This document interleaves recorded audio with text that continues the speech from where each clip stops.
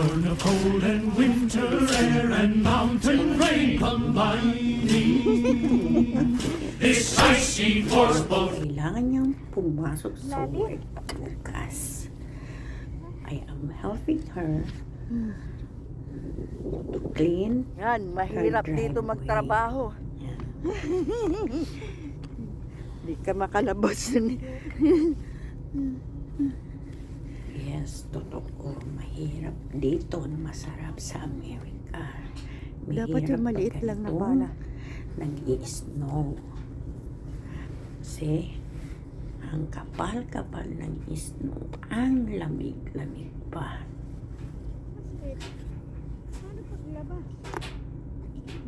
Kasi, tinuturo ni Ate Edna kung gaano kalawak ang snow sa aming paligid.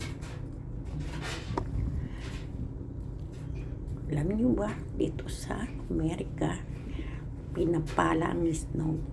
Kung sa Pilipinas, ang pinapala ay semento.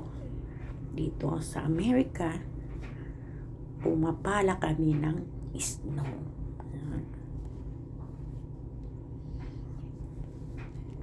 It's too cold. Ang lamig kahit merong araw. Matirik na ang ng sigat ng araw niyan, pero malamig. Habang natutunaw ang snow, palamig ng palamig. Pero during snow, no, kayang-kaya. Hindi siya malamig. Pero pag natunaw na, super lamig niya.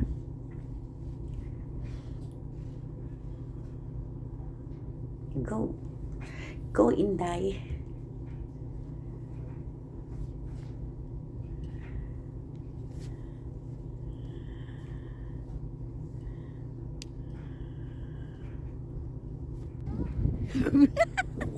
Hindi mo yung kakayanin ka.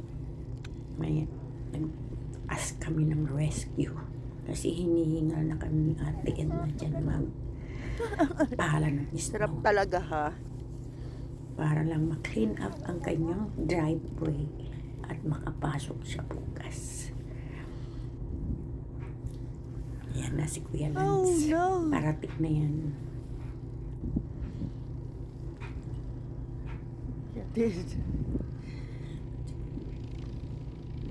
Posing pang Inday dyan.